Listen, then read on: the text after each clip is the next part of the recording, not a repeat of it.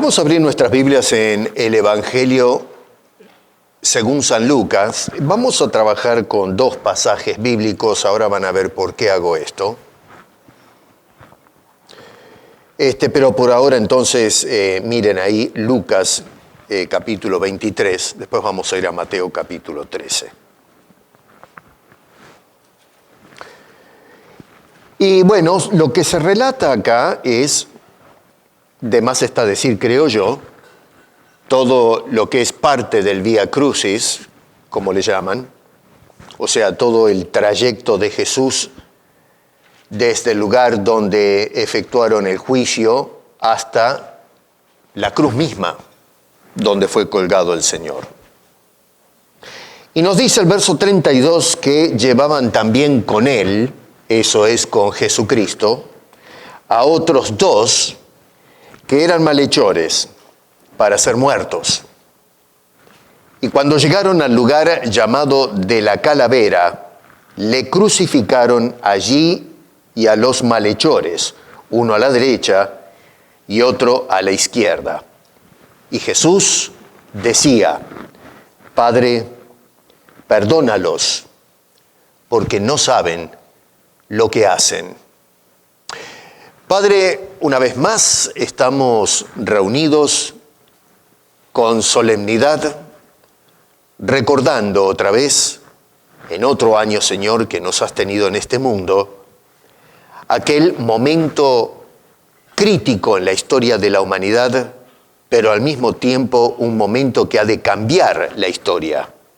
Y es cuando tú diste, Señor, tu vida en la cruz, para que el juicio de nuestro pecado se llevara a cabo y de esa manera podamos entonces recibir el perdón y la vida eterna. Señor, bendice tu palabra. Por favor, háblanos al corazón y que salgamos de este lugar habiendo entendido lo que quieres transmitir a través de la santa inspiración. Porque te lo pedimos clementemente, Señor, en el nombre de Cristo Jesús. Amén. La oración que efectuó el Señor Jesucristo desde la cruz, honestamente es algo extraordinario, porque a pesar de todos los pormenores, las cosas a las que fue sometida el Señor Jesucristo, desde el momento del arresto hasta terminar en la cruz y todo lo que hubo en el medio. Francamente, yo no sé cómo alguien pudo soportar todo ese suplicio que comenzó con un acto de injusticia por parte de los hombres y terminó en la cruz como un acto de injusticia, pero que era necesario. Y después de haber sido sometido a todas esas cosas, el hecho que Jesús eleve esta oración es algo sorprendente. Padre, perdónalos porque no saben lo que hacen. Yo me pregunto, ¿qué es lo que hubiese hecho yo si hubiese estado en esa cruz? Con estos dos señores que nos dice allí que fueron crucificados a su lado. Estaríamos despotricando probablemente con esa gente que levantaban el puño y se burlaban del Señor. Amén, que estaba colgado en esa cruz por un acto de injusticia. Porque díganme ustedes, cuando contemplamos todo el proceso judicial fue algo bochornoso. Y sin embargo, el Señor, en lugar de estar maldiciendo a toda esta gente, lo que hace es que en lugar de descender la vista desde arriba, levanta los ojos al cielo e intercede por todos ellos, pidiéndole a Dios perdón por toda esta gente. No saben lo que hacen. Yo pensaba, ¿no sabían los religiosos que estaban entregando al Señor Jesucristo por un asunto de envidia que tenían con el Señor, por la popularidad que Él había alcanzado en muy poco tiempo y que ellos no podían lograr debido a las jinetas religiosas que llevaban?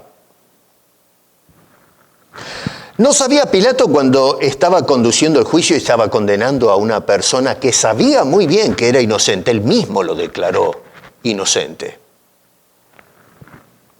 ¿No sabía la gente que gritaba durante el juicio, crucifícale, después de haber recibido los beneficios que habían tenido del Señor Jesucristo? Mucha de esa gente había sido sanado, otros fueron alimentados, y lo más hermoso de todo eso es que habían tenido el deleite de escuchar sus santas enseñanzas, que realmente conmovió a toda la sociedad en aquellos días.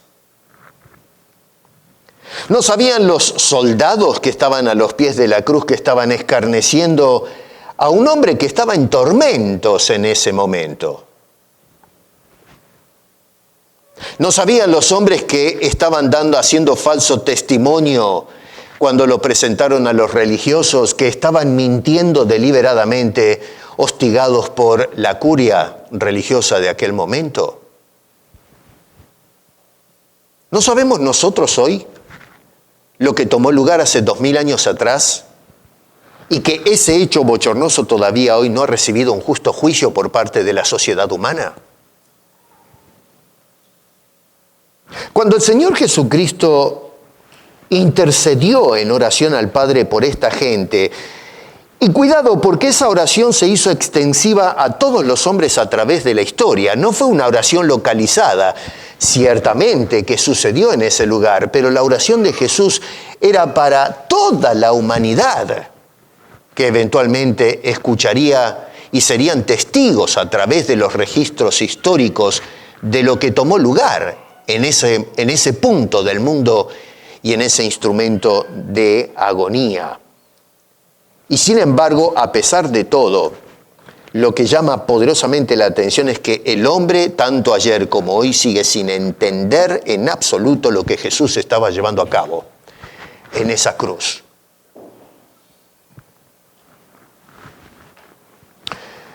Estaba meditando en esta semana qué es lo que sucede en el corazón del hombre. Tanto de aquella gente que estaba a los pies de la cruz, en un escenario que realmente es impactante lo que está sucediendo acá. Pero ¿qué es lo que sucede con el hombre, tanto a través de la historia, como en la época que nos toca vivir a nosotros, que no responde a este fenómeno de la cruz, que después de 2000 años de estar predicando constantemente lo que tomó lugar en aquel punto del mundo y de la historia, de repetición constante de este mensaje, sin embargo, el hombre todavía no entiende lo que estaba tomando lugar en ese momento. Se resiste a aceptar el valor de la muerte del Señor Jesucristo, que quería ofrecer perdón a los hombres que merecen el juicio eterno. El hombre todavía hoy sigue sin entender. Seguimos sin entender. Y ojo, cuidado, muchos aún dentro de la iglesia siguen sin entender la magnitud y el valor de la obra que tomó lugar y lo impactante de la oración de nuestro Señor Jesucristo. Padre, perdónalos, porque esta gente no sabe realmente lo que hacen. Si hubiesen sabido lo que estaban haciendo, jamás hubiesen crucificado al Señor. Y todavía hoy no estaríamos negando la obra que el Señor Jesucristo hizo en esa cruz por todos los hombres. ¿Qué es lo que está pasando con el corazón del hombre? Inclusive en el tiempo en que nosotros estamos viviendo, que seguimos sin saber, francamente, lo que estaba sucediendo o lo que estaba llevando a cabo el Señor Jesucristo. Yo quiero llevarlos un rato, si tienen sus Biblias, a el Evangelio según San Mateo, en el capítulo 13. Y es muy interesante lo que nos relata Mateo en este pasaje bíblico, porque nos va a contar acerca de una parábola que contó el Señor entre todas sus enseñanzas. Esta es muy particular, todas son especiales, toda la enseñanza de Jesús es especial. Pero justamente esta parábola es la que nos va a hablar acerca del corazón del hombre. Y cuando analizamos la parábola, nos ayuda a entender por qué el Señor dijo no saben lo que hacen. ¿Qué es lo que está pasando en el interior del hombre que no entiende estas cosas? Aunque son claras. pero sigue todavía sin que estas cosas le penetren. Ahí en el capítulo 13 de Mateo, en los versículos 1 al 3, por ejemplo, dice: aquel día salió Jesús de la casa y se sentó junto al mar, y se le juntó mucha gente, como siempre, ¿no? Y entrando él en la barca, se sentó y toda la gente estaba en la playa y les habló muchas cosas por parábolas. Es un poco extraño esto, hay que tal vez estudiar un poco la topografía del mar. Según los que entienden estas cosas, dicen que las montañas alrededor de este lago ofrecían una especie de altavoz, como una especie de anfiteatro natural, que permitía entonces que el Señor Jesucristo, al predicar, el viento y el impacto de ese lugar cerrado o circunscrito con estas montañas permitía que la voz se pueda escuchar con mayor facilidad, viajara más. Nunca estuve ahí, no he probado este asunto, pero a veces hay fenómenos de este tipo. Una vez fuimos con mi esposa a una de las pirámides en México. No sé si algunos de ustedes estuvieron por allí en Chichén Itzá y uno se para en la base de la pirámide y comienza a palmar. Eso fue algo extraordinario, ¿no? Y se escuchaba en la cúpula de la pirámide, hay una especie de cabina que cuando uno golpea las palmas, se escucha como el canto de unos de los pájaros típicos de la región. Yo no sé cómo se la rebuscaron los mexicanos para hacer eso. Me estoy refiriendo a los originarios, ¿no? Pero es algo, cuando nos hicieron hacer la prueba, digo, esto me parece que es una payasada lo que nos están haciendo todo aplaudir así. Y bueno, el asunto es que me tuve que tragar las palabras. Así que hay este tipo de fenómenos que no me dejan caer en el escepticismo cuando se trata de la posibilidad de que Jesucristo haya podido predicar y hacer escuchar su voz en toda la gente. El subirse a la barca y salir afuera, bueno, en fin, a lo mejor era para no ser abrumado por la gente. Imagínense que si estaba en el medio de toda esa multitud, estarían todos alrededor y arriba de Jesús. Esto tampoco es extraño, vemos hoy día los artistas o los músicos que caminan entre la multitud y todo el mundo los abruma, se les tiran todos encima para ver si se sacan hoy día una foto o firman un autógrafo. Así que Jesús era un hombre muy popular en ese entonces. Hubiese sido un imposible pararse en medio de la gente y ser escuchado por todos. Así que me parece que este intento de subirse a la barca o a un bote y irse hacia afuera permitía que pudiese predicar sin ningún tipo de impedimento. Esto es una información general y un tanto especulativa. Ahora, después de eso, si ustedes saltan al verso 9, Jesús dice: el que tiene oídos para oír, oiga. Después del Señor Jesucristo de hablarle a toda esta gente, termina haciendo este llamado que para mí es muy importante. Es una exhortación. El que tiene oído para oír, oiga. El Señor le está diciendo a estas personas: si tomaron nota de lo que acabo de decir, ahora consideren estas cosas. Pongan atención a esto que acabo de predicar. El problema con el hombre, ¿saben qué? No es el oído. No es que el hombre no fue dotado por Dios con oídos para poder escuchar y contemplar estas cosas. El hombre ciertamente oye, pero el problema con el hombre es que no captamos el contenido de las cosas que el Señor Jesucristo estaba enseñando. Es decir, nos resistimos todavía a prestar atención a lo que el Señor tiene que decirnos, y especialmente ahora, arriba de esa cruz, cuando está orando, diciendo: Padre, perdónalos porque no saben lo que hacen. Desafortunadamente para las personas, Jesús reconoció que en la actitud de la gente se estaba cumpliendo justamente lo que los hombres de antaño habían predicho que iba a tomar lugar. En el versículo 10 dice: entonces, acercándose los discípulos, le dijeron: ¿por qué les hablas en parábolas? Y entonces en el verso 13 les dice, por eso les hablo en parábolas, porque viendo no ven, y oyendo no oyen ni entienden. La parábola es una ilustración tomada de la vida cotidiana, una ilustración, diríamos hoy, comparativa, de la cual se puede extraer o se debe extraer una enseñanza de tipo moral, ética o espiritual. Eso es una parábola. Claro, para las personas que tenían interés en captar lo que Dios tiene para las personas, después que se van, al haber escuchado a Jesús, comienza la reflexión, el sentarse en casa y decir, ¿qué es lo que está tratando el Señor de enseñarme? La parábola nos desafía a meditar en las palabras del Señor. Para las personas que no tienen interés en las cosas espirituales, la parábola es un sinsentido, y al momento de haber terminado puede ser que, en fin, a la gente, a lo mejor Jesús tenía, sabemos que era un gran pedagogo, tenía una enseñanza extraordinaria, yo no sé cuál sería el tono de su voz, probablemente tenía una voz encantadora, qué sé yo.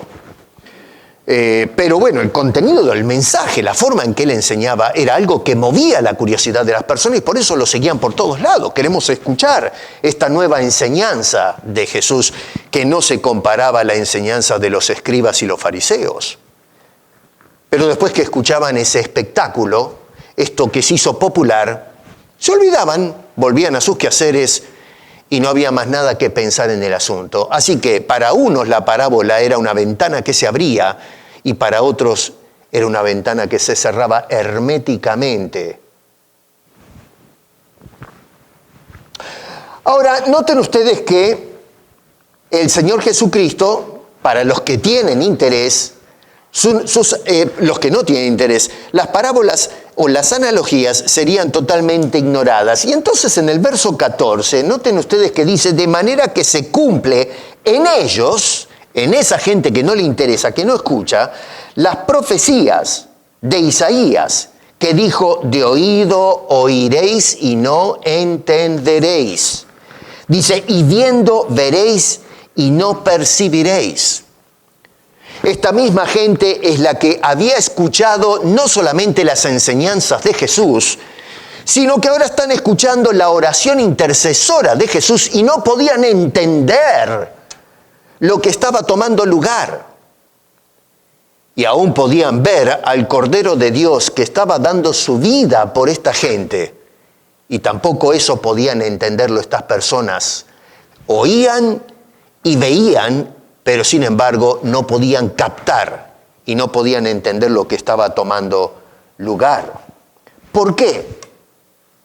¿Por qué este fenómeno? Verso 15, porque el corazón de este pueblo se ha engrosado y con los oídos oyen pesadamente y han cerrado sus ojos para que no vean con los ojos y oigan con los oídos y con el corazón entiendan y se conviertan y yo los sane. Quiero que tomes nota que en el principio del verso 15, la primera frase menciona al corazón y luego casi en la tercera parte otra vez menciona con el corazón no entienden. Acá el Señor está describiendo, tomando las palabras de Isaías, la condición del corazón de esta gente.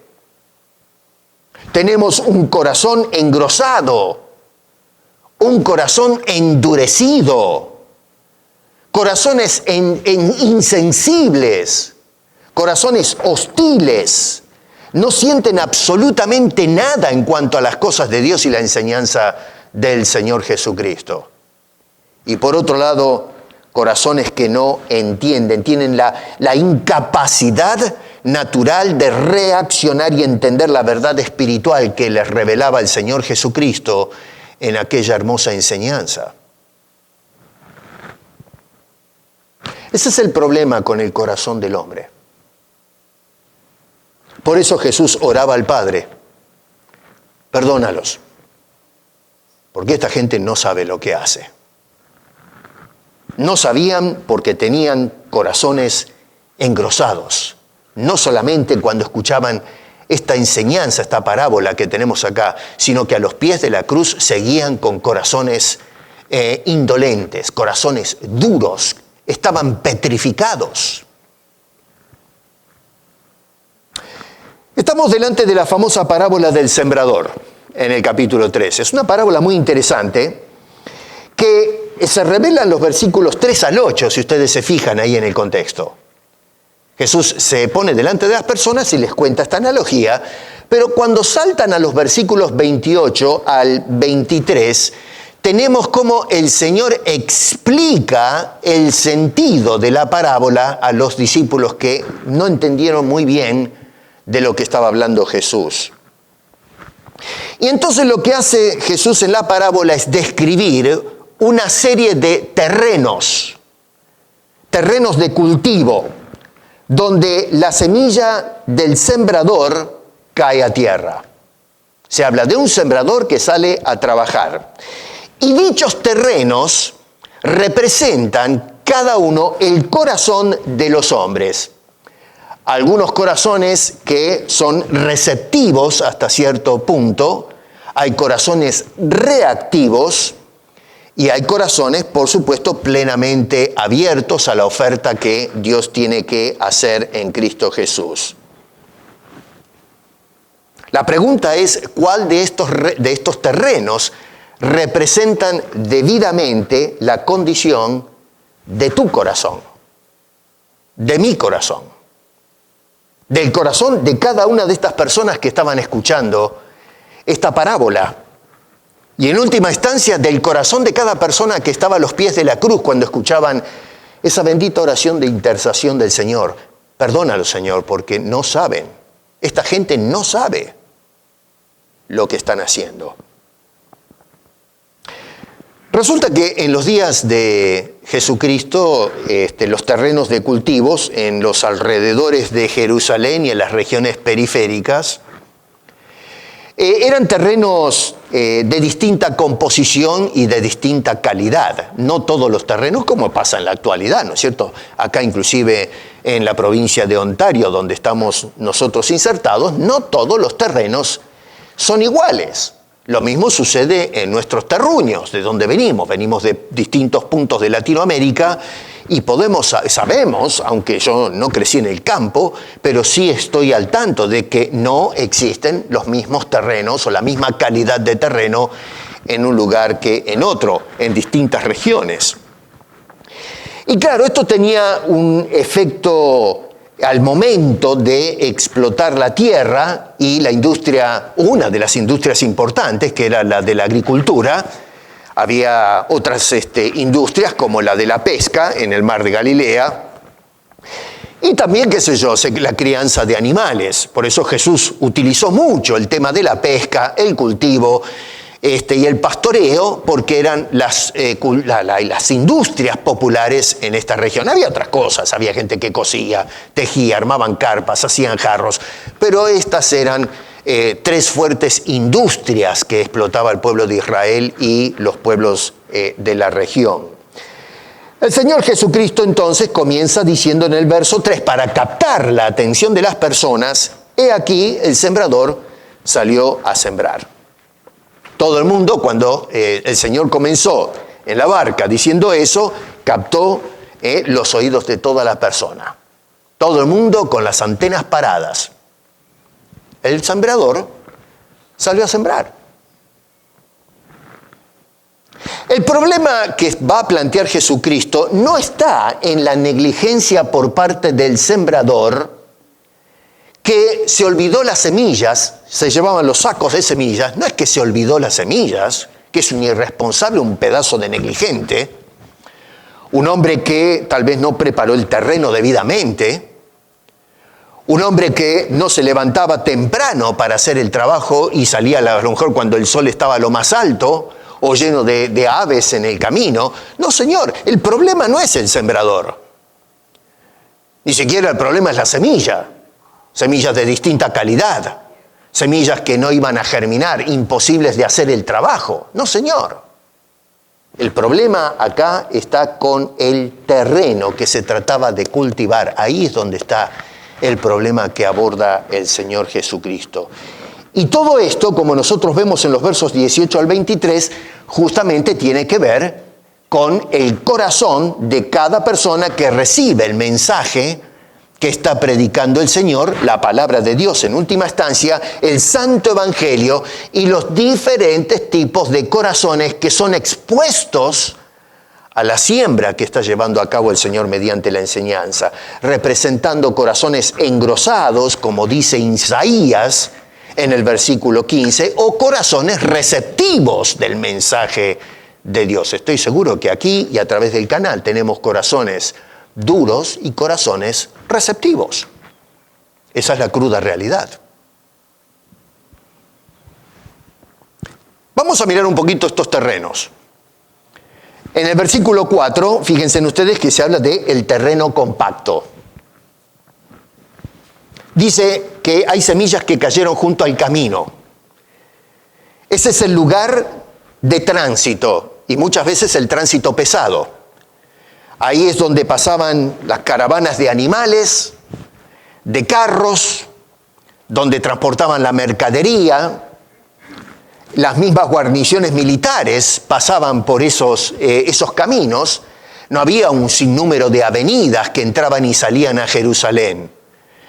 Usualmente había unos pocos caminos, avenidas, que eran constantemente transitables.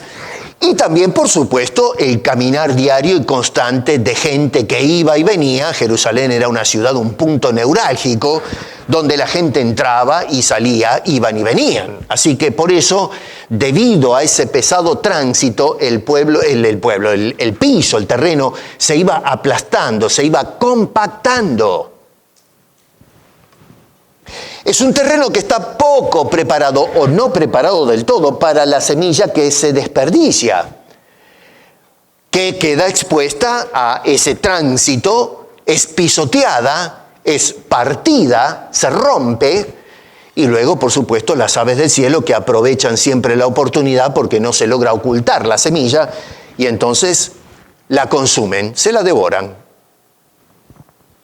Según el verso 19, donde el Señor Jesucristo está explicando a dónde apunta esa analogía, se describe un corazón totalmente endurecido, un corazón cerrado, compacto, un corazón obstinado, un corazón insensible.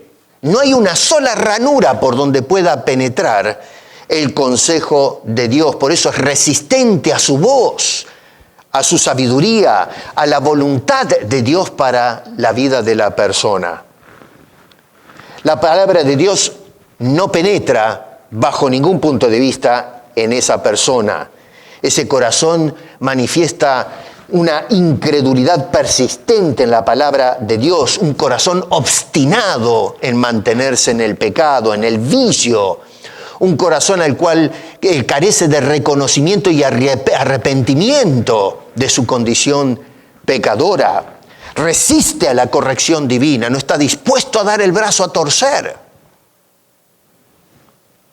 Un corazón expuesto a las oportunidades, por ejemplo, como oportunidades y oportunistas como el diablo.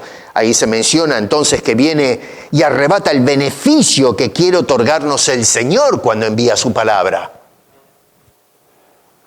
A veces ignoramos la realidad de esta fuerza espiritual, este ente que está justamente allí donde está la predicación. Y donde cae ese corazón duro que no recibe la palabra, el diablo inmediatamente secuestra los beneficios, no permitiendo que el corazón reciba la semilla de la fe. Un terreno compacto, un corazón petrificado. Verso 5 introduce otro, que es el terreno pedregoso. Otro terreno interesante. Acá se está hablando de un suelo de poca profundidad. Hay tierra, Este terreno es mejor que el otro. Pero ¿qué pasa?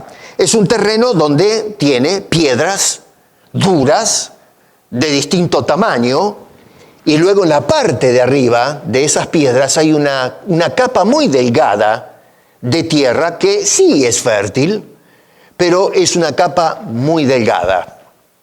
¿Qué sucede acá? La semilla cae en ese lugar. Y ciertamente la semilla, debido a lo fértil de esa poca tierra, se rompe, se quiebra y entonces la raíz se hunde. El problema es que la raíz no tiene profundidad. Llega un momento que se encuentra con el obstáculo de las piedras. No logra absorber el agua que necesita para hidratarse. No se puede aferrar debidamente al suelo. Y luego cuando rompe el brote, y debido a que no está bien hidratada la planta, dice el Señor que sale el sol, que el sol es de la patada en el Medio Oriente, y entonces termina secando el primer brote de la plantita que salió de esa semilla. La analogía que hace Jesús ahí en el verso 20 y 21, es decir, no la analogía, pero la explicación que hace de esta analogía, nos dice que la persona, en este caso, recibe en un principio la palabra de Dios con entusiasmo. Sí germinó el asunto. Y entonces esta persona se aferra, pero es de poca duración. Nosotros yo he visto personas así a través de mis muchos años de ministerio ya. Esa persona a la vez llegar a la iglesia, escucha el mensaje, dice, gracias pastor por el mensaje, fue hermoso. El Señor tocó mi corazón. Lo vemos venir todos los domingos, lo vemos cantar con entusiasmo en la iglesia. Lo vas a ver abajo tomando el café, riéndose con los hermanos. Probablemente lo vemos también en algún retiro espiritual. Lo vemos a lo mejor visitando a los hermanos o invitándolos a su casa. Pero al poco tiempo vamos notando que comienza a enfrentar los desafíos de un verdadero discípulo de Cristo, los problemas que tiene que encarar, las renuncias que tiene que dejar a un lado o que tiene que llevar a cabo. Eso compromete sus convicciones y termina abandonando la fe. Es una persona que brotó, pero no creció, no se desarrolló. Un desperdicio. Yo he conocido a través de mis años, y yo creo que muchos, si no todos nosotros, hemos conocido alguna vez, los que llevamos años en el Evangelio, personas así. Y luego a esas personas que un día hicieron una aparente profesión de fe, los vemos pasar de largos la cruz de Cristo.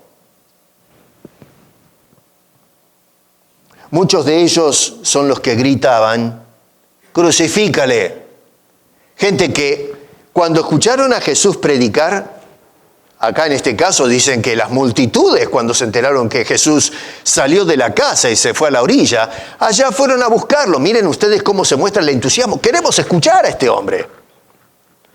Otros traían a los enfermos para que los restablezca, los restaure. Y sin embargo, cuando se estaba llevando aquel juicio bochornoso, gritaban desaforados, crucifícale, hostigados por los religiosos de la época, los delincuentes que pretendían servir a Dios y sin embargo sabían que estaban condenando a un hombre inocente. Luego, ese es el terreno pedregoso. Este es el tipo de corazón reactivo. Este es el corazón emocional. Es un corazón sensible, sí, a esa fibra de la palabra de Dios. Se entusiasman, es un corazón, pero se trata de un corazón débil, de poca profundidad, de poca afección, un corazón que no se consagra totalmente a las cosas de Dios. Ese es el corazón representado por ese terreno pedregoso, de poca profundidad. Verso 7, el terreno lleno de espinos. Este terreno me gusta, No es el mejor, pero el tema, noten que no hay nada malo acerca de este suelo. Al contrario, este sí es un buen suelo. Este es un suelo muy interesante. Es un buen terreno, porque allí germina la cosa, pero sin embargo tiene un problema. Se pasó de revoluciones con la fertilidad. Este es un terreno que recibe de todo. Recibe la semilla, claro que sí, pero también Hay otras semillas que no corresponden, que cayeron allí, y el terreno hace que fértil, lo que hace es que todas las semillas empiecen a crecer. Y entonces crecen el pasto salvaje, los arbustos, los espinos y todas esas plantas, esa maleza, que no sé, ¿no? Pero repito, yo no crecí en el agro, no entiendo estas cosas, pero sí he visto crecer, he tenido jardín, lo he tenido que cuidar, ahora ya vivo en departamento, ya no tengo más ni quiero saber nada, tampoco mucho trabajo, ¿no? Pero hace años atrás me gustaba tener el jardín, cortar el pasto y más o menos arreglar la cosa. Y no sé, los que tienen jardín, o los que han estado en el campo, llama la atención cómo la maleza crece más rápido que el pasto. Tal es así que andamos comprando los químicos, cuando andamos con la guadaña y sacando estos pastos salvajes por todos lados. Acá en verano sale ahora, están a punto de salir otra vez las dandelions, esas amarillas, que es una cosa, se ve muy lindo para la foto, ¿no? Pero cuando uno se acerca es espantoso eso. Bueno, esas cosas crecen y lo que terminan es ahogando la plantita que está rompiendo camino. Se ahoga la planta. La maleza le hace sombra. La plantita que recién sale, si bien es cierto que, necesita la luz del sol para poder sobrevivir. Y no solamente eso, pero el problema ahora es que tiene que competir con esa maleza por el agua que hay en la tierra, en una zona que es difícil, zonas que necesitan bastante riego porque el clima es bastante duro, y por supuesto compiten para poder absorber los nutrientes propios de esa tierra. Así que el suelo es tremendo, es bárbaro, pero es un terreno donde crece de todo, no hay ningún tipo de discriminación. Cuando vamos nosotros a la explicación que da el Señor Jesucristo en el verso 22, está hablando de un corazón voluble, es un corazón que recibe todo, es engañado. Piensa que todas las semillas, hay que ser abierto, y entonces recibe de todo. Y entre eso también, por supuesto, la palabra de Dios. Pero lamentablemente entre todo eso va también las cosas del mundo, el materialismo, y terminan estas cosas que nada tienen que ver con el consejo de Dios, comienzan a estrangular, a ahogar el sentido espiritual de la palabra de Dios. El materialismo es uno de los grandes enemigos, las cosas del mundo, de la carne. Nosotros escuchamos las enseñanzas que nada tienen que ver con la palabra de Dios y que suenan filosóficamente muy atractivas, perfectamente y esmeradamente planteadas, y como el corazón es fértil, allá le metemos todo eso y agarramos un montón de cosas que nada tiene que ver con la palabra de Dios y crece en nosotros y termina confundiendo, ahogando el consejo de Dios. La iglesia hoy está llena de maleza. Hemos dejado que semillas extrañas caigan en el suelo de nuestros corazones y es por eso que hay tanto error, tanta confusión en la enseñanza del Evangelio en la actualidad. Es un corazón que está fértil para recibir y disfrutar de todo lo que puede ofrecer el mundo. Jesús describe una persona que está afanada por las cosas que ofrece el mundo y la sociedad, y es más, al fin de cabo, es más materialista que espiritual cuando terminamos todo el asunto. Así que yo creo que ese es uno de los fenómenos que enfrenta la iglesia contemporánea. Se nos han metido enseñanzas que son brutales. El famoso evangelio de la prosperidad, es decir, que si nosotros aceptamos a Cristo se terminan nuestros problemas financieros, se terminan nuestros problemas de familia, nuestros problemas de salud, todo va a ser una vida idílica, perfecta, sin dramas, cuando el Señor Jesucristo dijo, en el mundo tendréis aflicción. Y hoy entonces lo que hemos es recibido de todo, junto con el Evangelio, todas estas cosas raras que ahogan la palabra de Dios. Ese es el terreno espinoso que describe el Señor Jesucristo. Y por último, verso 8 habla del terreno fértil, el buen terreno. Este es bueno, esta tierra negra, el humus, le llaman algunos técnicamente, un terreno bien preparado, está libre de piedras, está libre de espinos, de cardos. Es un terreno que permite que la semilla entre, no está duro, no es arcilla, no es tierra roja, no corre el peligro de que pasen las bestias y rompan, destrocen la semilla. Este es el terreno apropiado, un terreno bien cuidado, que al mismo tiempo ha sido removida toda espina, todo cardo, todo yuyo extraño. Ese terreno está bien preparado para poder entonces recibir el trabajo del sembrador que está repartiendo la semilla para obtener el fruto deseado. La analogía está explicada en el versículo 23 del capítulo 13. Acá se habla de un corazón, a diferencia de los otros terrenos, que presta atención. Por eso Jesús decía, el que tiene oídos, oiga. Presta atención, decía el Señor. Este es el corazón que se va a casa y considera.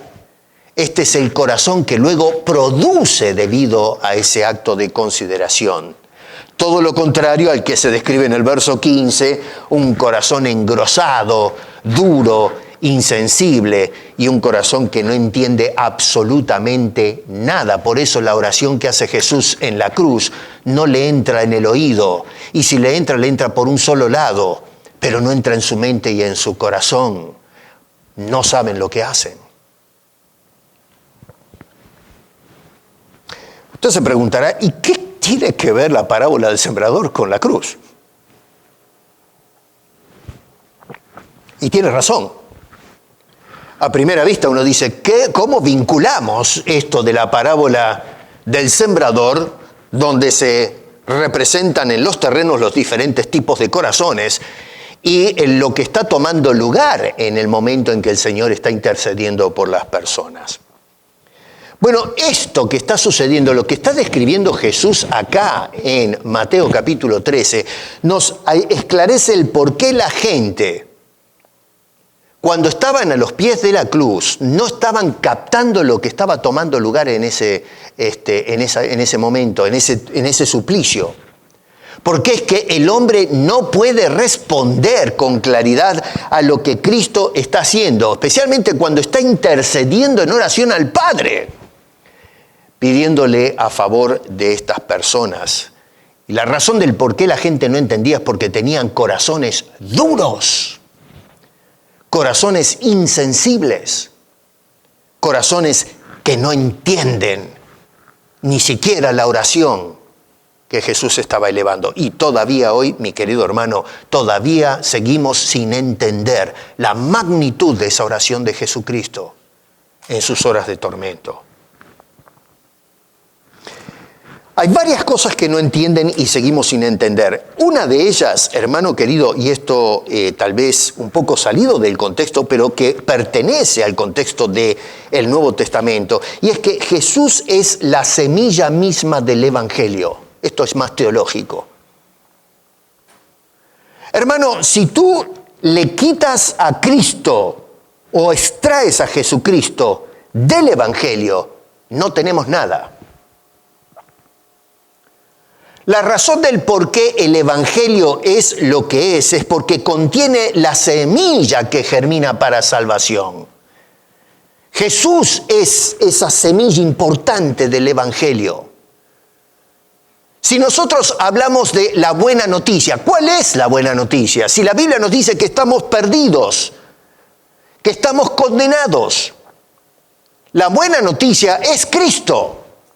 No hay evangelio sin Cristo. Hay personas que hoy predican esperanza.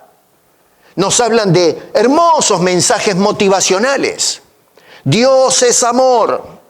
Dios es un Dios de paz. Dios es bueno y misericordioso. Hasta los paganos dicen y saben eso. Pero es cierto que Dios es todo eso. Pero para poder recibir el perdón y los beneficios que Dios quiere darle al hombre, lo hace a través de su Hijo Jesucristo, que dio la vida en la cruz del Calvario para ofrecer todos los beneficios de ese Dios que confesamos como bueno, misericordioso, un Dios de amor y todo lo demás. Todas esas cosas que declaramos de Dios están en Cristo. Dios lo demostró a través de ese Cristo colgado en la cruz. Jesús es la semilla del Evangelio, así como un sembrador sin semillas, por más buena voluntad que tenga, no puede lograr absolutamente nada. Un evangelio sin Cristo no logra absolutamente nada. Y por otro lado, la semilla sin el sembrador que la esparza por todos los terrenos tampoco puede lograr mucho.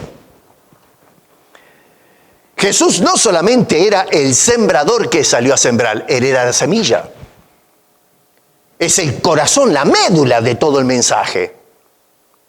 Dios envió a Cristo a sembrar la palabra de Dios. ¿Y cuál es la palabra de Dios? Cristo. Nadie viene al Padre si no es por mí, dijo él, el Señor. La segunda cosa es que Jesús, esto es algo que tampoco entendemos, y es que Jesús tuvo que dar su vida para impartir vida. Y todavía no se entiende ese asunto. Cuando el sembrador tira la semilla en el suelo, en un sentido la semilla tiene que morir, tiene que dejar de ser semilla, dejar de existir como semilla, para dar vida a una planta. La planta es una naturaleza distinta a la naturaleza de la semilla. Pero la semilla cayó al suelo y tiene que terminar. Tiene que ser destruida, rota, partida, para que entonces aparezca la raíz que se afianza al suelo y luego el tallo ese que va hacia arriba para poder entonces hacer su trabajo, y de allí salen los frutos de los cuales nos alimentamos, el trigo, un árbol, lo que sea, los beneficios que sale de diferentes tipos de semillas que plantamos en el campo. Jesús, tomando como ejemplo este fenómeno tan conocido por la industria de la agricultura en aquellos días, inclusive en la actualidad, tomó el ejemplo de las semillas que caen a tierra, y en el capítulo 12 de Juan, verso 24, hablando de sí mismo, dijo: de cierto os digo que si el grano de trigo no cae en la tierra y muere, queda solo. Pero si muere, lleva mucho fruto. Jesús no estaba dando cátedra de germinología o de cultivo, porque la gente sabía muy bien lo que era hacer el trabajo de cultivo. El Señor estaba diciendo: es necesario que esta semilla caiga y muera para poder producir el resultado de la obra de Dios, y es producir mucho fruto, que son todos aquellos que traería hacia sí, ofreciéndoles la vida eterna. Cuando nosotros recordamos a Jesús cada año colgado cruelmente en una cruz, a veces nos enforcamos en la barbarie, y no digo que está mal esto, pero en la brutalidad, la insensibilidad, la barbarie de aquella chusma, de aquella gente que cometieron actos terribles, y sin embargo era necesario.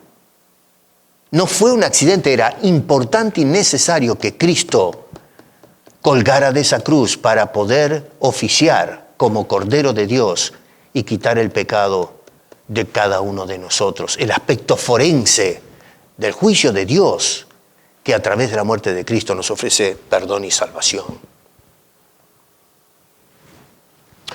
Otra cosa que no se entiende es que Jesús desde esa cruz ofrece el perdón eterno. A veces hablamos de una manera muy trivial el tema de, sí, Dios nos dio el perdón. Y sí, hablamos del perdón, pero de una manera poco comprensiva. Pero en realidad lo que estaba haciéndose en ese lugar es ofreciéndose perdón, y perdón eterno. El perdón para siempre de todo lo que hicimos mal, lo que hacemos hoy mal y lo que tal vez vamos a hacer mal en el futuro. Es la todosuficiencia del sacrificio de Cristo, y que a través de ese acto de Cristo Dios dice: te perdono, cuando aceptamos su obra. Dice Jesús: Padre, perdónalos. No saben lo que hacen, perdónalos. No te aires con ellos. No saben que están rechazando la semilla que les da la vida a estas personas. No saben que están rechazando el perdón de cada uno de sus pecados. No saben que están rechazando el único medio de salvación y vida eterna, que es ese hombre que está colgado y del cual se mofaba estas personas. El corazón de muchas de estas personas era un terreno hostil. Miramos el cuadro y decimos, no puedo entender. Díganme ustedes, si hubiesen estado hoy, si estuviésemos en este momento crítico donde vemos al Señor, olvídense de estos dos malhechores que estaban ahí, no estoy diciendo que era humano lo que estaban haciendo con eso, era una barbaridad de todas maneras. Había épocas que, en Francia se inventó la guillotina decían supuestamente que era para que las personas antes los ahorcaban, y entonces para que no sufran y que la muerte sea más rápida, entiendo la racional, ¿no es cierto? Inventaron la guillotina. Pero no me parece muy espectacular ver que vuela la cabeza de una persona como una pelota de bowling en el suelo. Una cosa pero brutal. Acá, en el país vecino, todavía se pone la inyección letal. En otros lugares del mundo todavía siguen degollando gente. En fin, qué sé yo, vivimos en un mundo de locos. Si hubiésemos estado ahí dejando de lado a estos dos señores, ¿cómo nos sentiríamos nosotros al ver a ese hombre colgado en esa cruz? Y encima, levantando los ojos y diciendo, perdónalo a este, Señor. Perdónalo. Porque ese no sabe lo que está haciendo. El hecho de estar parado allí y mirando con curiosidad, no sabe lo que está haciendo, no entiende esta persona. Por eso Dios, Padre mío, perdona a esta persona también. Corazones corrosivos, corazones endurecidos. Fíjense, en verso 34 tenemos corazones allí presentes a los pies de la cruz, corazones insensibles. Volviendo otra vez a Lucas me refiero, ¿no? Dice, repartieron entre sí vestidos echando suertes. Dígame, pónganse a pensar, ¿es ese el cuadro donde nosotros tenemos a un hombre que está muriendo lentamente, con los otros dos también, pero del medio que sabía todo el mundo que era inocente? ¿Y qué es lo que hace? Se ponen a apostar, a jugar a la lotería abajo de la cruz. Ni siquiera se fueron a 4 metros, 5 metros, ahí abajo. Eran los que cuidaban el asunto. Y allí se sentaron en el suelo probablemente a tirar los dados o qué sé yo, las monedas, no sé cómo apostaban estas personas. Verso 35, corazones burlones y sarcásticos. Se burlaban de él, decían. Dígame usted, se burlaban de ese hombre que está intercediendo por ellos. Perdónalos, no saben lo que hacen. Haciendo bromas. Mira a este señor. Corazones despiadados, verso 36, dice, los soldados también le escarnecían. Acercándose y le presentaban vinagre. Los soldados daban algunos una mezcla de vinagre con vino y agua, o qué sé yo, que era una especie de, no sé, analgésico, podríamos decir hoy. Estos señores no estaban dándole Tylenol al señor para calmarle, o morfina del primer siglo para calmarle el dolor. Era la burla de darle el vinagre cuando una persona se está deshidratando y desea refrescar su lengua, su garganta con un poco de agua. Después de que había sangrado, el dolor, sin dormir, sin comer, abajo del sol, el proceso de deshidratación es imparable.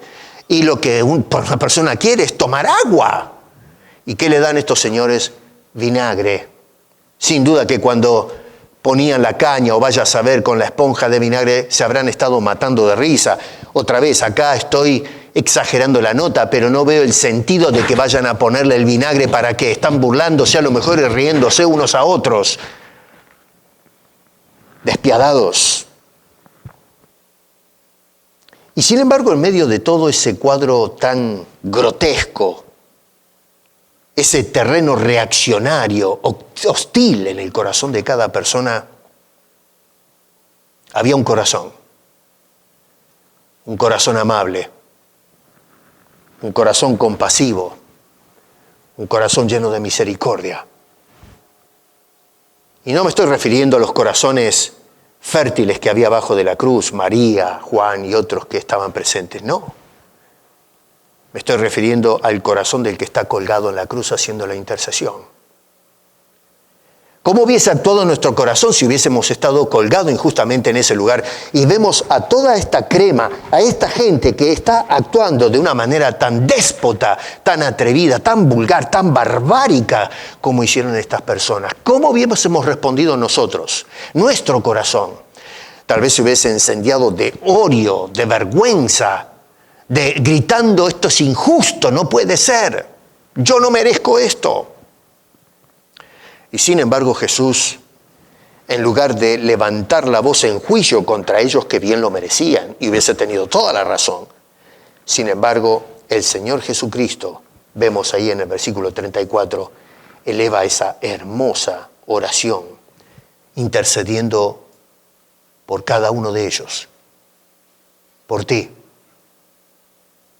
y por mí. En esa frase puedes poner tu nombre. Padre, perdona a Edgardo, porque no sabe lo que hace. Padre, perdona a Marta, porque no sabe lo que hace. Padre, perdona a Juan, a Alberto, a María, a Josefa, etcétera, etcétera, porque no saben lo que hace. Y el corazón palpitante del Padre que está dispuesto a escuchar con clemencia la oración de su Hijo que intercede por nosotros. Dime una cosa, tu corazón,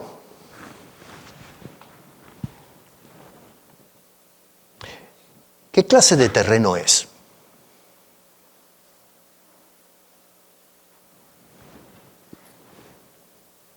El corazón, la oración de Jesús expone el corazón de Cristo a diferencia del nuestro. Expone un corazón compasivo y perdonador. Expone un corazón lleno, desbordante de amor incondicional. No te pide nada a cambio. Un corazón que soporta la ignominia y la ignorancia y la responsabilidad del hombre, que no sabe lo que hace. Un corazón que nos resulta como el modelo de lo que es el perdón. Y es por eso que la Biblia dice, así como el Dios nos perdonó, debemos perdonar a nuestros ofensores. En esta oportunidad yo quiero invitarte, mi querido amigo y hermano también, a que hagas un examen sincero de tu propio corazón. Porque eso es lo que Jesús quiso cuando predicó la parábola del buen sembrador, es decirle a las personas, examínense. El que tiene oídos, oiga, medite, reflexione. Y cuando Jesús estaba orando ahí al Padre, nos llama a reflexionar en nuestro corazón. ¿Cómo estoy respondiendo a la actividad que está llevando a cabo el Señor Jesucristo en ese lugar alto y de tanto dolor y miseria? La muerte lenta del Señor. ¿Estás listo? ¿Estás preparado, mi querido amigo y hermano, para dejar que el perdón de Dios por el cual clamó el Señor Jesucristo te otorgue la vida eterna, la salvación, una vida nueva y llena de esperanza, de ilusiones? La oración de Jesús sigue siendo vigente y eficaz, no solamente para aquellas personas que fueron testigos de la crucifixión, sino para cada hombre y mujer a través del tiempo, que año a año escuchamos y recordamos en estas fechas el costo que tuvo el perdón y la salvación, y somos recordados a esos. Bueno, la oración de Jesús sigue siendo vigente hoy. Perdónalo, Señor, porque no saben, no tienen la comprensión de la magnitud de lo que estoy llevando a cabo a favor de estas personas. A pesar de nuestras fallas, a pesar de nuestros pecados, A pesar de nuestra infidelidad, de nuestra inconstancia, el perdón de Cristo es una realidad accesible para todos aquellos que se derrumben a los pies de esa cruz y cuando escuchan la implorante voz de Jesús, Padre, perdónalos, recibimos el perdón de Dios en Cristo Jesús. Cristo oró desde esa cruz para que tú hoy, el terreno fértil, pueda recibir la semilla del Evangelio que contiene el germen de Cristo. Esa semilla tiene a ese Cristo que es el que realmente produce, al morir en esa cruz, frutos de bendición en cada una de nuestras vidas. ¿Qué clase de corazón tienes? ¿Qué tipo de terreno es tu corazón?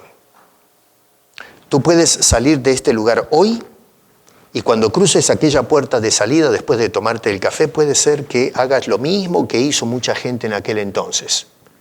Mañana te vas a olvidar de lo que tomó lugar hoy, de lo que recordamos una vez más, que se viene haciendo todos los años en los últimos 2000 años de historia. Todos los años.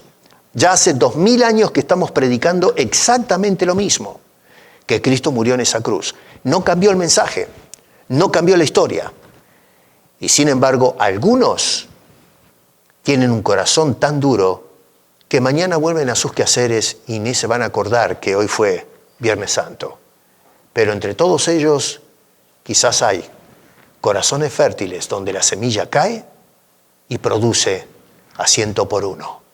Ojalá que haya corazones así.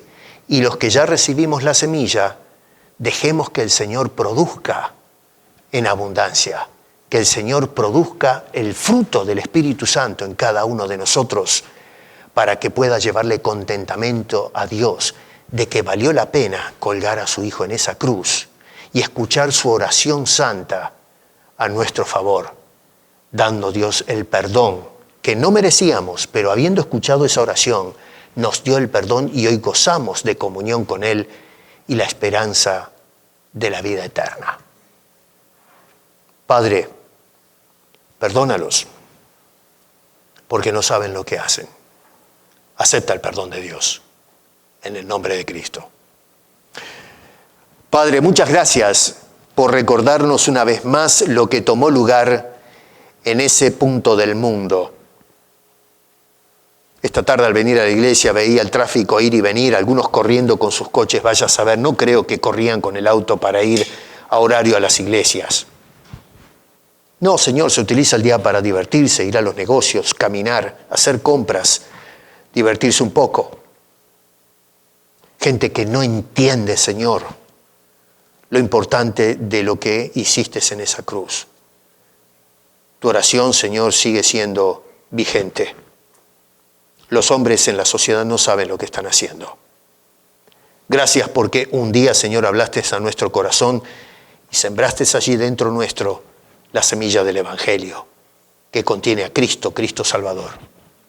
Te ruego, Señor, si hay entre nosotros alguien que todavía no ha aceptado el regalo de la salvación, el perdón de sus pecados, muévelo, Señor, a confesar y a entregar su vida al Salvador.